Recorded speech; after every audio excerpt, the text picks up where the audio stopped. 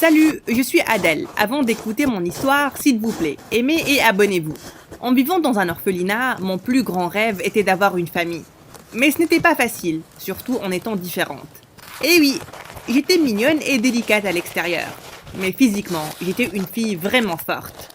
Un jour, quand j'avais 3 ans, la directrice m'a appelée dans sa chambre pour rencontrer un couple qui voulait m'adopter. J'étais très contente quand mon père potentiel s'est avancé pour me serrer la main. Mais soudain, il a hurlé quand je lui ai écrasé les os. Oh non! Qu'est-ce que j'ai fait? J'ai instantanément lâché sa main et je suis partie. Inutile de dire qu'ils ne m'ont pas adoptée. Une autre fois, il en a fallu de peu. Le couple était sur le point de signer les papiers. C'est là qu'une fille m'a jeté un ballon dessus. Je l'ai attrapé et je l'ai jeté sur elle. Mais ça a directement volé vers le visage de maman. Aïe! De cette manière, je n'ai pas arrêté de gâcher mes propres chances d'adoption. Quand j'avais 10 ans, j'ai regardé avec tristesse 2 de mes camarades de chambre se faire adopter. Et l'une d'elles m'a dit « Je sais que toi aussi tu veux une famille. Il y a une chose que tu peux faire pour ça. Essaie de ne pas être toi-même quand ce jour viendra. Tu sais ce que je veux dire. » Elle avait raison. Si ma force extrême était la seule chose qui m'empêchait d'avoir une famille, j'allais devoir la cacher à l'intérieur. Puis un jour, un autre couple est arrivé. Ils avaient juste l'air parfait. J'ai croisé mes mains derrière mon dos, déterminé à ne rien gâcher cette fois-ci.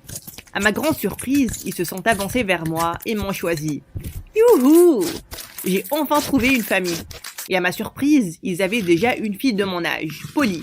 Polly avait l'air ravie de me voir et m'a immédiatement serré très fort. Mais au moment où mes parents sont partis, elle m'a poussé. Iou, bouge de là, orpheline. Ne ruine pas ma robe Gucci. Oh, tu ne sais probablement pas ce qu'est Gucci. Qui sait dans quelle poubelle tu es né? Je me suis tenue là, choquée. Mais puis, j'ai vu une abeille voler à côté du cou de Polly. Je l'ai poussée avec force et elle a juste volé. J'ai essayé de la tenir et de l'arrêter, mais j'ai accidentellement déchiré son pull. Ah! Comment oses-tu, espèce de débile? Je vais ramener tes fesses à ton trou de rat. Quoi?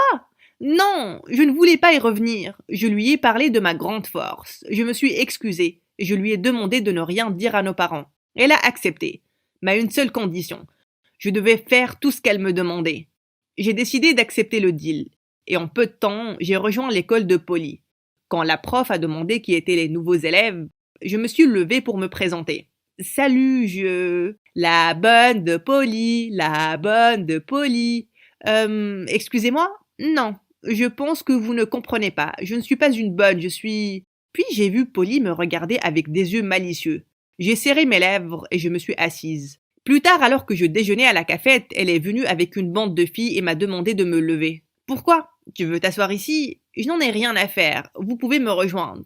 Elles ont toutes ri. N'importe quoi. Qui veut s'asseoir et déjeuner à côté d'un sac poubelle? Je suis juste venue te demander de nettoyer ma boîte à déjeuner. Allez, bouge-toi. Elle a jeté sa boîte vers moi. Je devais apprendre à cette débile une leçon. Cette nuit-là, quand elle dormait, j'ai soulevé un côté de son lit avec mes mains. Je l'ai lâché d'un coup. Elle a crié comme une enfant dans un film d'horreur. C'était hilarant. Mais elle n'a pas arrêté de me torturer. La seule chose qu'elle ne pouvait pas gâcher, c'était mes études. Oui, j'étais une bonne élève. Quand j'étais en première, la prof m'a annoncé que j'allais avoir une bourse internationale de fac pour étudier en Chine. Je suis très fière de toi, Adèle. Je me demande vraiment comment Polly peut être ta sœur. La classe a éclaté de rire, et je savais que ça allait énerver Polly encore plus. Le jour de la remise des diplômes, j'attendais en dehors de la scène, prête à faire mon discours. C'est là que Polly s'est pointée et a murmuré. « Eh, Adèle, mes amis disent que cette journée est ennuyante, rendant ton discours plus rigolo. Je vais t'apprendre. Dis juste, je suis Adèle. Je suis amoureuse du capitaine de basket-ball. Merci et dégagez. C'est tout. Tu comprends? Quoi? Hors de question. Je ne peux pas faire ça. Ah vraiment? Dommage. Je pensais que tu voulais une famille. Bien. Et j'y suis allée. Mais j'ai dit quelque chose qui l'a choqué. Bonjour. Je suis la sœur de Polly. Et je vais dire quelque chose en son nom. Polly craque pour la chef de l'école. Elle a dit qu'elle ne pouvait pas vivre sans elle. Donc les gars, joignons tous les mains pour unir ces tourtereaux. Tout l'auditorium a éclaté de rire. On m'a demandé de quitter immédiatement la scène. Mais la satisfaction, grâce à tout ça, était sans prix. Je suis rentrée ce soir-là, m'attendant à ce qu'elle explose. Mais à mon choc, elle s'était renfermée dans sa chambre et ne voulait pas ouvrir. J'ai demandé à mes parents, mais ils ne savaient pas pourquoi. Le lendemain, au petit déjeuner, tout ce dont parlaient mes parents était ma bourse et comment j'allais leur manquer. Ma chérie, je suis tellement heureux de t'avoir adoptée. On est très fiers. Ah vraiment, maintenant vous êtes fiers d'elle. Alors pourquoi vous l'avez jetée comme de la poubelle quand elle est née? Pourquoi vous ne m'avez pas dit qu'elle était ma sœur jumelle? Bref, renvoyez-la, je ne veux pas d'elle. Attendez, quoi? Elle venait de dire que j'étais sa jumelle? Je ne pouvais pas le croire, mais puis elle m'a jeté un papier au visage. C'était mon certificat de naissance, et les noms de mes parents adoptifs étaient dessus, ce qui voulait dire qu'ils étaient ma vraie famille. J'ai renversé la table de colère et ils étaient tous sans voix. Pourquoi? Pourquoi vous m'avez abandonnée? Vous savez combien j'ai souffert toute ma vie? Tout le monde m'appelait l'orpheline débile, alors que je n'en suis pas vraiment une. Maintenant je pense que j'étais mieux orpheline. Mon Dieu, ça craint d'être ici. Je ne peux plus supporter votre fille maléfique, ni vos visages de menteurs. Je m'en vais, pour toujours. Adèle, s'il te plaît, écoute. C'est vrai que tu es notre vraie fille, mais on a juste, ma chérie, on n'était pas financièrement stable pour élever des jumelles. On a donc dû en abandonner une. Mais maintenant qu'on est assez riche pour vous deux, on t'a ramené. On est désolé. Mais je n'en avais rien à faire. Comment ont-ils pu me faire ça? Et Polly, elle a été la pire jumelle que je pouvais avoir.